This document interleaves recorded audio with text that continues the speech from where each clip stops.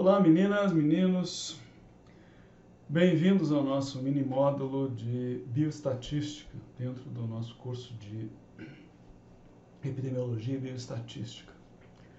Nessa primeira conversa, eu quero trazer para vocês a ideia de como é que a estatística se integra e entra na medicina, na epidemiologia, e na verdade tem um papel central dentro do entendimento da questão do processo saúde e doença, dentro da identificação de padrões de normalidade e de anormalidade e da identificação de associações de fatores de risco, de fatores que são possíveis tratamentos para as doenças e que vão poder determinar qual a melhor abordagem terapêutica, qual a melhor abordagem diagnóstica, enfim. Eu acho que esse é um aspecto super importante porque com frequência eu percebo nos estudantes de medicina uma certa surpresa de que o que a estatística tem a ver com a medicina. E eu espero que vocês, ao final dessa aula, entendam que a estatística tem tudo a ver com a medicina e a medicina não tem como avançar sem o ferramental estatístico e epidemiológico. Os primeiros vestígios da epidemiologia e do uso de dados e de técnicas estatísticas aparece lá no século XVII, 1600 e pouquinho, em Londres, aonde se começa a fazer registro das mortes e das causas dessas mortes, as famosas Bills of Mortality. Nesse período, se começou a entender que era extremamente importante entender a dinâmica da morte das pessoas e virou uma febre o registro das mortes, da causa da morte, das características das pessoas que tinham falecido, e isso gerou uma série de trabalhos, de tabelas e de mapas indicando características da mortalidade no país e nas regiões do Reino Unido. Um pouquinho mais para frente, John Grant cria aquilo que se entende como a primeira tábua de vida que se tem notícia. Essa tábua de vida é exatamente onde se fazem cálculos da expectativa de vida por diferentes regiões, por diferentes grupos da população, por sexo, por tipo de ocupação e tudo mais. E veja que quase 100 anos depois, outro marco importante, já no século XVIII, o James Lind publicou aquilo que hoje se considera como o primeiro experimento, o primeiro ensaio clínico da história da medicina e da epidemiologia. O escorbuto, na época, essa fase, a explosão das navegações, período colonial,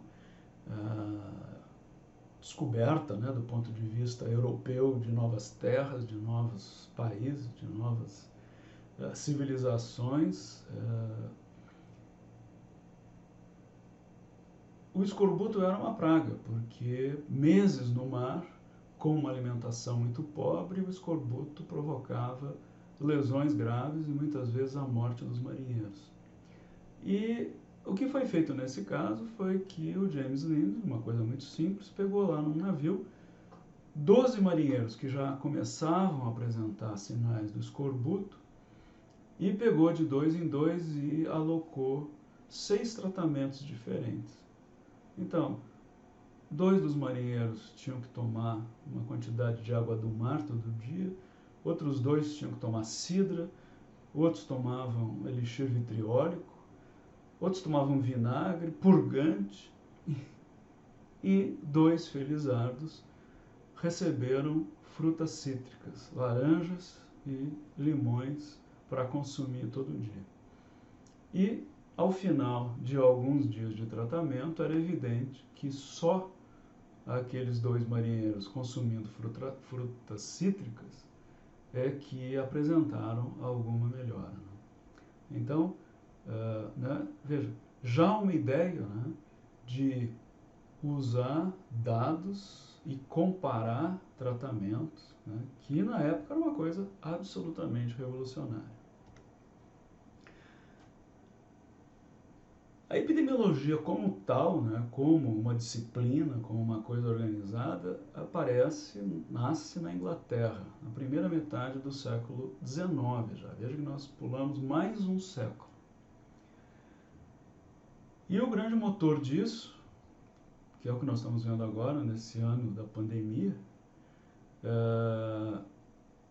são as emergências. Né? Na época haviam as epidemias de cólera, de varíola, de peste, e 3 nomes aparecem com destaque: Pierre Louis na França, William Farr e John Snow na Inglaterra, sendo que o John Snow virou, né, o ícone, né, das origens da epidemiologia.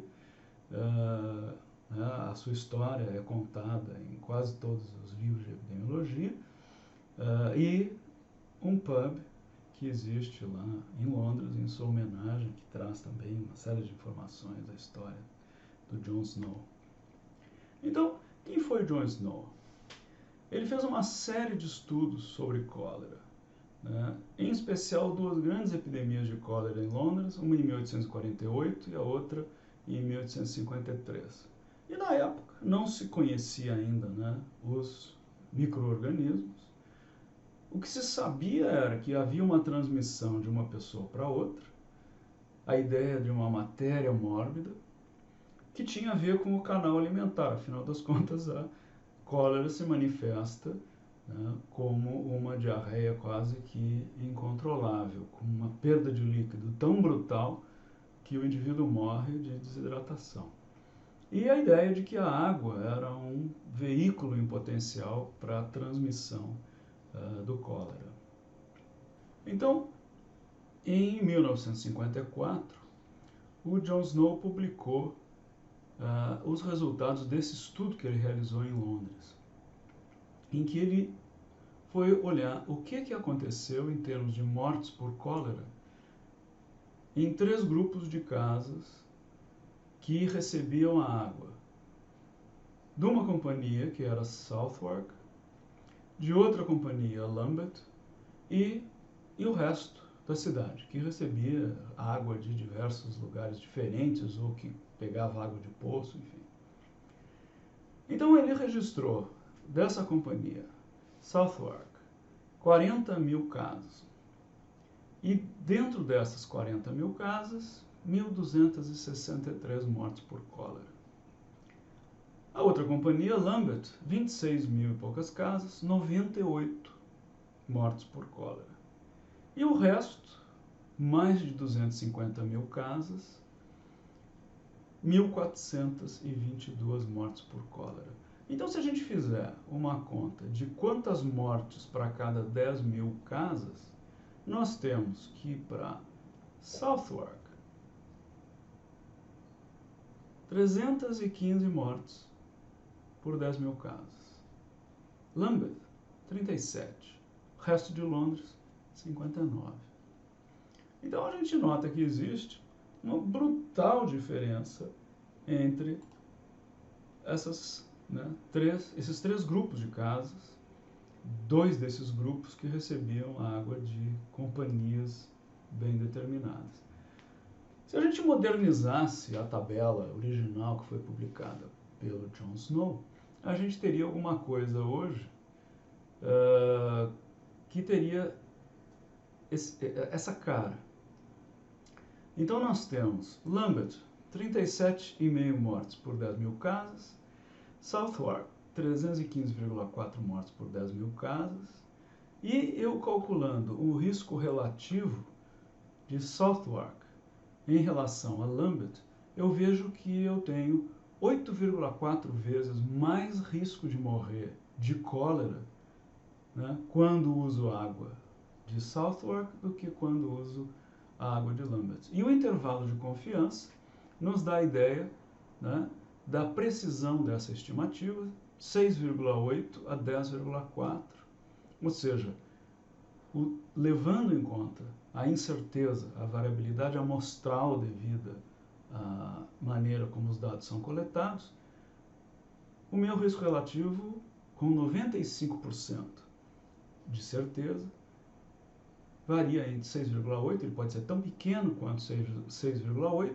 e tão grande quanto 10,4. Mas veja que esse intervalo de confiança não inclui o 1, que seria o valor que diria que as duas companhias têm o mesmo risco de morte por cólera.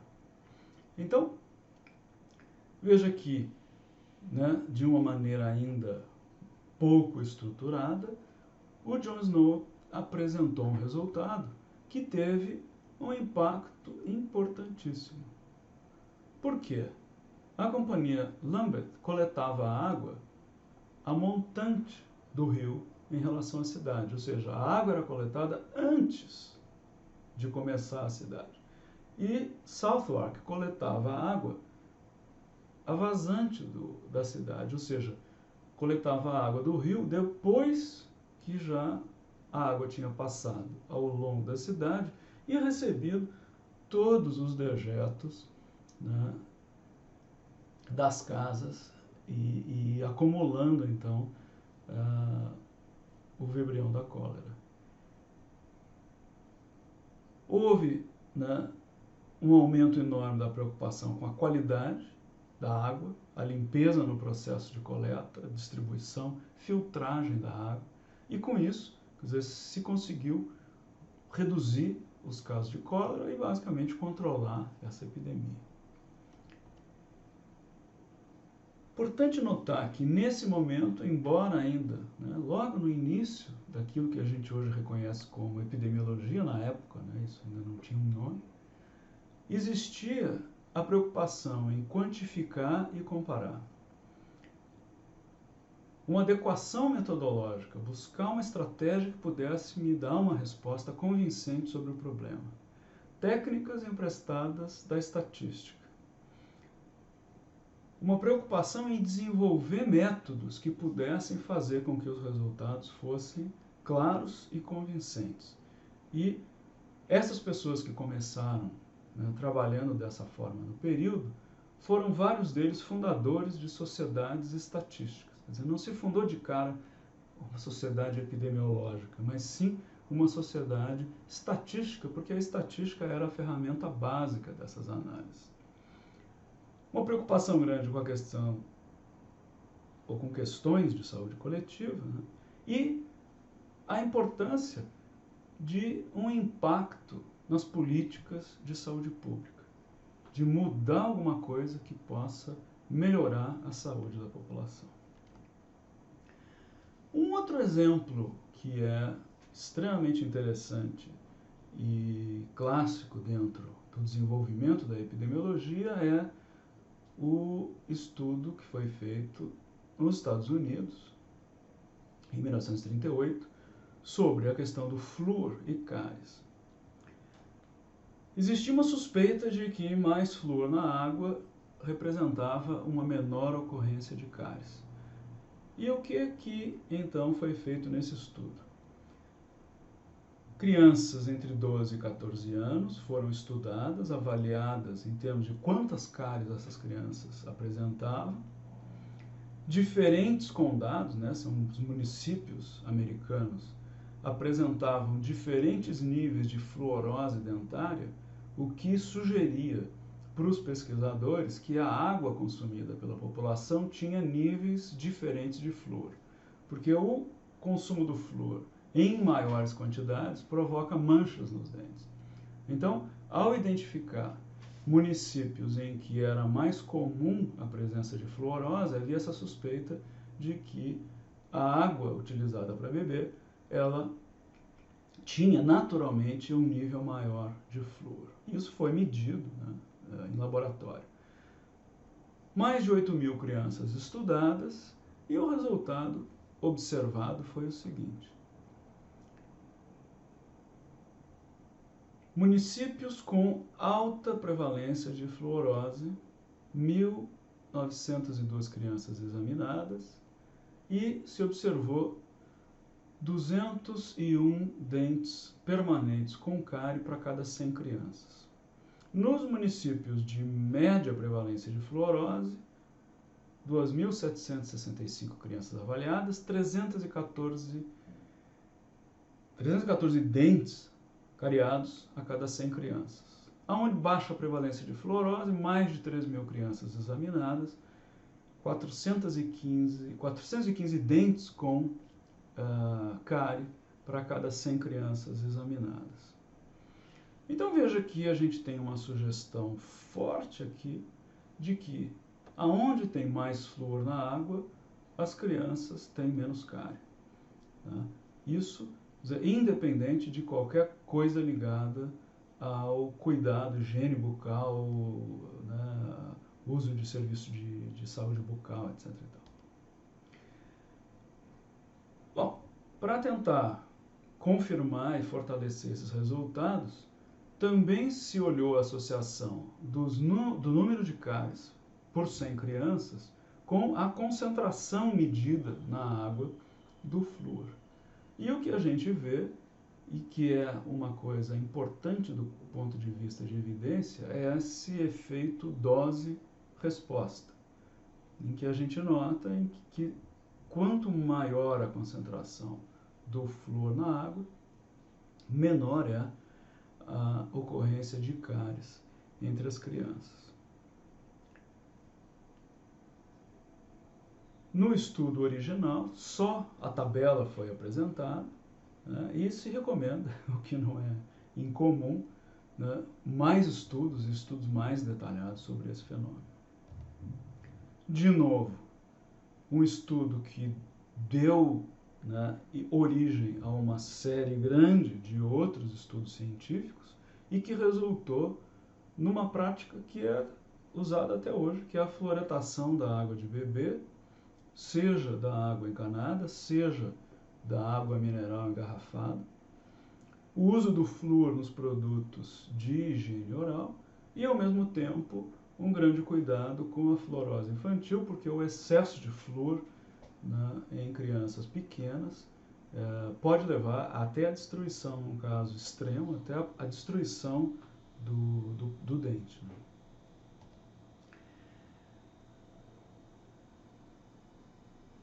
Próximo exemplo, fumo e câncer de pulmão. Nos idos dos anos 50, 60, o fumo, né, o fumar, era uma coisa comum, uma coisa vista como chique, e pouco se pensava que aquela coisa tão comum e tão, né, bem vista socialmente pudesse ter uma associação forte, clara, com doença. Mas a suspeita vinha aumentando e dois médicos britânicos, Richard Doll e Bradford Hill, em 1964 publicaram um artigo que foi arrasador sobre o assunto. Eles fizeram um estudo longitudinal que durou 10 anos. Eles começaram em 1951, enviando 59.600 questionários a médicos britânicos. Desses questionários enviados, eles receberam de volta mais de 40.000, questionário curto, sucinto, que perguntava coisas básicas sobre o indivíduo, em termos de sexo, em termos de idade, e hábito de fumar. E, tendo recebido essas respostas, esses médicos foram acompanhados. Veja, lá atrás, o sistema de registro britânico de mortalidade já tinha sido estabelecido, né, e funcionava muito bem. Então, durante 10 anos, a mortalidade desses médicos foi rastreada através de registro. E, durante esse período, mais de 4.500 óbitos foram identificados. A maioria dos médicos, na época, era de homens, né, diferente do que acontece hoje. E 216 desses óbitos por câncer de pulmão. E eles fizeram, então, uma grande análise sobre mortalidade e fumo. Não incluiu só o câncer de pulmão, eu vou apresentar aqui para vocês só o resultado ligado a câncer de pulmão. Então veja que nós temos aqui uma tabela com as taxas de mortalidade por 1.000 indivíduos por ano. E só mortalidade devido a câncer de pulmão. Então, a gente olha lá embaixo para todo mundo, né, independente de faixa etária, que nós temos uma mortalidade de 0,07 mortes por 1.000 anos de médico para quem não fumava. Para quem fumava de 15 a 24 cigarros por dia, 1,39 mortes. E para quem fumava mais de 24, ou seja, 25 ou mais cigarros por dia, 2,27 mortes para cada 1.000 anos de médico inglês. Uma diferença brutal. Se a gente olhar por faixa etária, isso fica ainda maior. Porque a gente olha ali dos 75 anos para mais, onde a mortalidade acaba sendo maior também, 1,11 mortes por 1.000 anos médico, contra 16,33 mortes por 1.000 para quem fumava mais de 25 cigarros. Ou seja, 16 vezes mais mortes entre os fumantes pesados comparados com os não fumantes na faixa de 75 anos ou mais. Da mesma forma, se fez uma análise de dose-resposta, mostrando que a mortalidade aumenta quase que linearmente com o número de cigarros fumados a cada dia. Ou seja, a cada cigarro a mais que se fuma, aumenta um pouquinho o risco da morte por câncer de pulmão.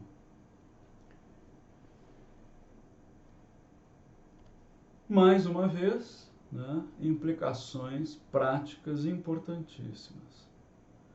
Políticas de saúde para redução do tabagismo, informação para o público, né, restrição do fumo, né, progressivamente em diferentes espaços, estratégias de redução do fumo através do aumento de preço, aumento de impostos, com, né, uma característica muito especial nesse caso, é que a indústria do fumo conseguiu, por décadas, retardar o avanço dessas políticas, em especial nos Estados Unidos, né, travando batalhas judiciais intermináveis, tentando mostrar que todos esses estudos epidemiológicos que eram consistentes em mostrar que o fumo aumentava o risco de câncer de pulmão e que cerca de 90% dos casos de câncer de pulmão em adultos são devidos ao fumo. Essas indústrias conseguiram, durante anos e anos e anos, né, retardar a implementação dessas políticas porque alegavam, né, nas cortes que não existia evidência que fosse suficientemente convincente. Essa tradição, né, de levar tudo para a justiça nos Estados Unidos continua até hoje, com um exemplo bem recente aí, que nós estamos vendo em todo o noticiário. Bom, outro passo, né, extremamente importante dentro da epidemiologia, o exemplo desse estudo de câncer de mama e contraceptivos orais. Veja que em 1996, já bem recente, esse estudo foi publicado na revista Lancet, e esse estudo, diferente de todos os outros, não fez coleta de dados. Esse estudo é baseado numa estratégia que é chamada de meta-análise. Esse trabalho pegou dados de 54 estudos realizados em 25 países diferentes, de forma que se juntou nesse estudo de meta-análise mais de 50 mil casos de mulheres com câncer de pulmão, mais de 100 mil mulheres sem câncer, desculpe, são mais de 50 mil mulheres com câncer de mama, mais de 100 mil mulheres sem o câncer de mama, e, dentro do possível, foi feito o controle para alguns fatores de confusão. Por que essa estratégia? O câncer de mama, embora um problema importante de saúde pública, é uma doença relativamente rara. E a grande maioria dos estudos publicados apresentava resultados que eram diferente do cigarro, aqui sim, difíceis de interpretar e de se ter segurança de que havia uma relação entre contraceptivo oral e câncer de mama. Então, o que acontece? Ao juntar esses estudos e ao fazer com que se tenha uma análise baseada em mais de 50 mil casos de câncer de mama, a precisão que se consegue das estimativas é muito maior do que cada estudo individual, que em geral eram estudos pequenos, que envolviam 20 casos, 50 casos, 100 casos. Até aqui, em Pelotas mesmo, nós fizemos, eu participei de um estudo do professor Tessaro, um estudo sobre câncer de mama, e o que acontece? Complicadíssimo conseguir um número relativamente grande de casos, porque é uma doença que, apesar de importante, não é comum.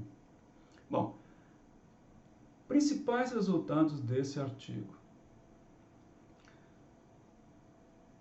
Mulher que usa contraceptivo hoje, comparada com mulher que não usa contraceptivo.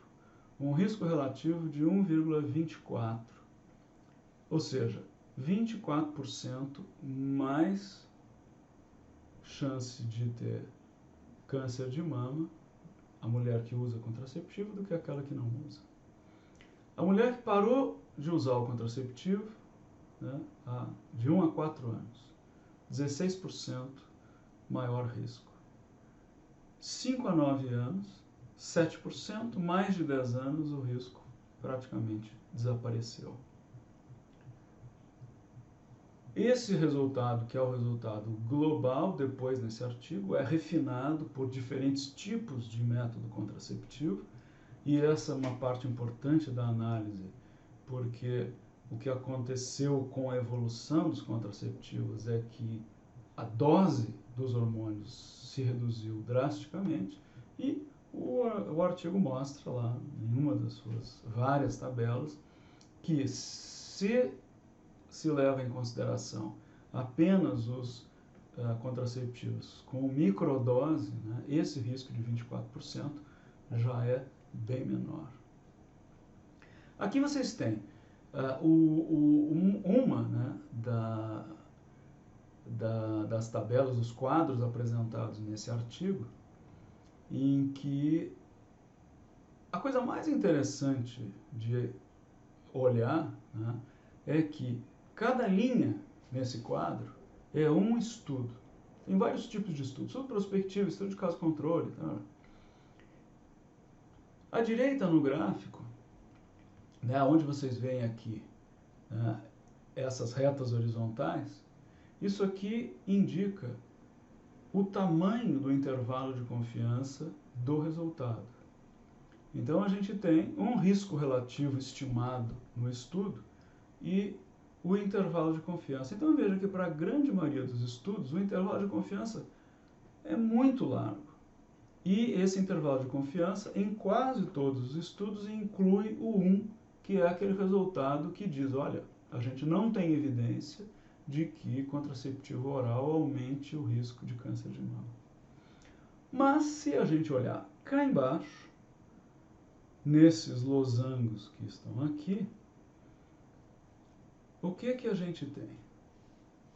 Esses losangos representam o resumo Quando eu coloco todos esses estudos juntos, isso aqui é o resumo do resultado. Então, na hora que eu tenho lá todos esses estudos juntos, o losango é pequenininho, o intervalo de confiança é minúsculo, alta precisão de resultado. E, neste caso específico dessa tabela, né, para mulheres que usaram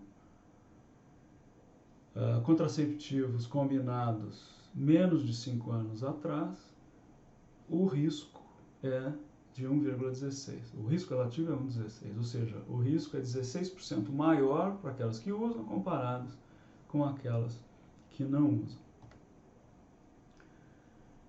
Esse resultado, né, é extremamente importante, resolveu uma dúvida que vinha se arrastando por muito tempo e mostra que sim, existe um risco ligado ao uso de contraceptivos, o que não quer dizer de imediato que o uso de contraceptivo deve ser combatido, né? Ao contrário, quer dizer, o que se mostra é que o risco é relativamente pequeno e contraposto ao benefício do uso de contraceptivo, que evita gravidez indesejada, que evita abortos inseguros, que evita, enfim, uma série de situações que são muito complicadas, o uso do contraceptivo com acompanhamento médico, com cuidado, está mais do que justificado. Mas se resolve, né, uma questão que vinha sendo debatida na literatura há muito tempo. E esse é um exemplo, né, muito clássico daquilo que a gente chama de medicina baseada em evidência, que é uma coisa extremamente importante, que defende que as intervenções médicas, tanto de diagnóstico como intervenções curativas, sejam baseadas em evidência científica e que se rejeite, né, as condutas e tratamentos baseados em palpite, em tradição, em o meu serviço faz assim, etc. e tal. Eu assisti alguns anos atrás um congresso em que um epidemiologista extremamente importante, o Alim Etinen, fez uma palestra sobre isso e dizia, olha, hoje nós temos indicação de que cerca de 80% das condutas médicas ainda são baseadas nos tais palpites, tradição, escola, achismo. Para tentar, né, prover os médicos de informação baseada em evidência, se criou isso que se chama de Biblioteca Cochrane, que vocês têm acesso através da BIREM, aonde existe lá uma coleção de meta-análises que são feitas de rotina e atualizadas regularmente de ensaios clínicos para o tratamento das mais diversas coisas. Essa é uma questão extremamente importante para vocês que são, né, alunos da medicina e ainda em começo de curso, porque é uma responsabilidade enorme que nós temos como médicos com os nossos pacientes e uma responsabilidade de oferecer para eles o melhor tratamento possível baseado na melhor evidência disponível no momento. Então essa é uma coisa que a gente precisa se preocupar e precisa ir atrás. Tá? A gente aprende muita coisa na escola médica que não é baseada em evidência, que é baseada na experiência e na preferência de um professor aqui ou outro professor lá.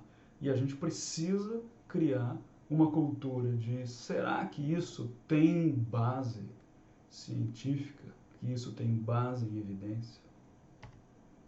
Bom, para encerrar nossa conversa, nós vamos resumir aqui o papel da estatística dentro da medicina. Então, primeiro, estudar padrões de variação. Isso é a parte que a gente chama de estatística descritiva e que responde a perguntas do tipo: qual que é a prevalência do diabetes na população? Que proporção das pessoas fuma? Qual é o valor normal da glicose plasmática? Ou seja, descrever comportamento de características, né? Definir faixas de variação, o que é normal, o que é anormal. A gente está aí, né, cansado de fazer ou de pedir exames. E vem lá aquele monte de coisa, minha glicemia está normal, meu colesterol está normal, isso aqui não está bom. Né? Tudo isso definido através de estudos e de avaliação de determinados indicadores na população. Vou dar um exemplo para vocês, cesarianas, né? É um dos problemas grandes que nós temos hoje no Brasil em termos de saúde materna. É uma cirurgia que salva vidas, quando bem indicada, e que pode se tornar um grande problema quando feita de maneira completamente desnecessária.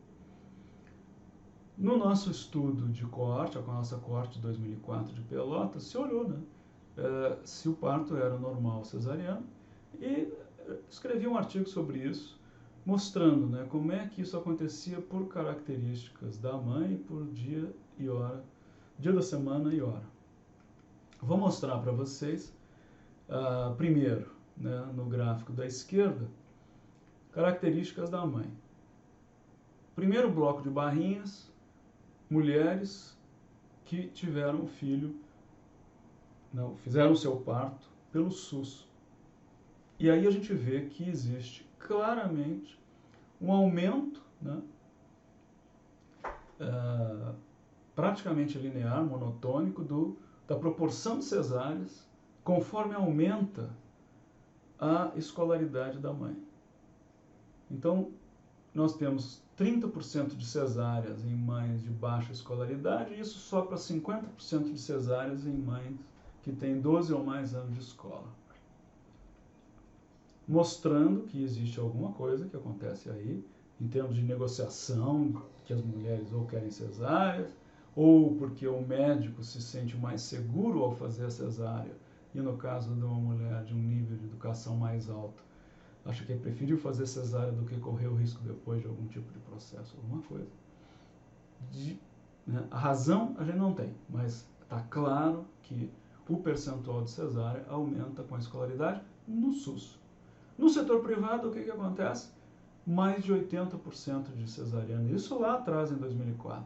Mais de 80% de cesárea para todos os níveis de educação. E veja que o P, né, esse valor P que nós vamos estudar e entender o que é isso, mas, né, o valor P menor do que 0,001 indica que sim, existe uma associação entre cesárea e escolaridade materna no SUS, e que não existe, com um P de 0,442, não existe uma associação entre cesárea e escolaridade materna no setor privado.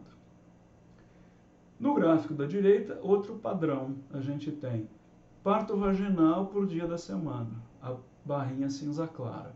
Veja que elas oscilam um pouco, mas todas elas dentro daquelas duas linhas pontilhadas que me dão, né, os limites de variação do número de partos por dia, se não há nenhuma associação do número de partos com o dia da semana.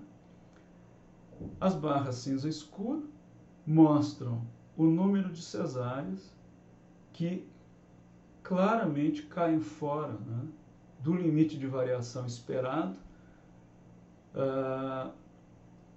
se não houvesse, né, uma preferência por dia da semana, no caso da terça e da quarta-feira e do sábado e do domingo. Ou seja, terça e quarta-feira tem mais cesárea do que se espera, se isso fosse o acaso, e no sábado e especialmente no domingo, muito menos cesárea do que se espera. É uma indicação clara de que essas cesáreas não estão sendo feitas por indicação médica, porque a indicação médica não escolhe dia da semana. O que escolhe dia da semana é o conforto do médico de encaixar na sua agenda, né, as cesarianas que ele prefere fazer no meio da semana, terça, quarta-feira, e não quer fazer no fim de semana, em especial no domingo. Então veja, a estatística nos dando, né, informações importantes sobre coisas como cesariana. Segundo papel da estatística, que é testar formalmente diferenças e associações. É o que a gente chama de estatística analítica. E responde a perguntas do tipo: Fumar está associado com diabetes, penicilina cura pneumonia, vacina previne sarampo. Ou seja, avalia associações entre fatores de risco ou fatores de tratamento e doenças. Nós vamos olhar esse estudo com mais detalhe na próxima aula. E esse é um exemplo de um ensaio clínico controlado, em que 2 grupos de pacientes são acompanhados ao longo de 3 semanas para ver o que acontece com o grau de mania. São pacientes com distúrbio bipolar que foram acompanhados na sua fase de mania, não na sua fase de depressão, que é o outro lado do distúrbio bipolar. Então, o que acontece? Em azul, os pacientes que receberam um placebo, que apresentam uma melhora, o score de mania cai ao longo do tempo, e em vermelho, os pacientes que receberam a droga sendo testadas, que têm uma melhora muito maior e muito mais rápida do que os pacientes recebendo placebo. Então, um exemplo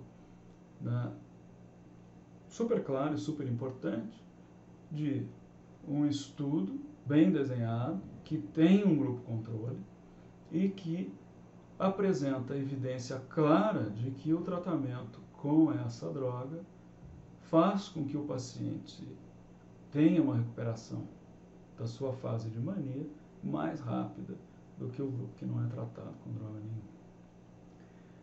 Então, isso fecha o nosso panorama de hoje sobre o papel da estatística dentro da epidemiologia e dentro da medicina, a importância que tem a epidemiologia, que anda de mão dada com a estatística, para trazer para o médico, e não só para o médico, para os profissionais que trabalham na área de saúde, para os gestores de serviço, para aqueles que fazem e desenham políticas de saúde, aqueles que definem para onde é que vai o dinheiro, informações que são fundamentais para melhor atender a saúde da população. Então é isso. Muito obrigado. Não deixem de ler o material recomendado, assistir os vídeos recomendados, e daqui a pouco nós vamos estar nos encontrando ao vivo para discussão. Até mais.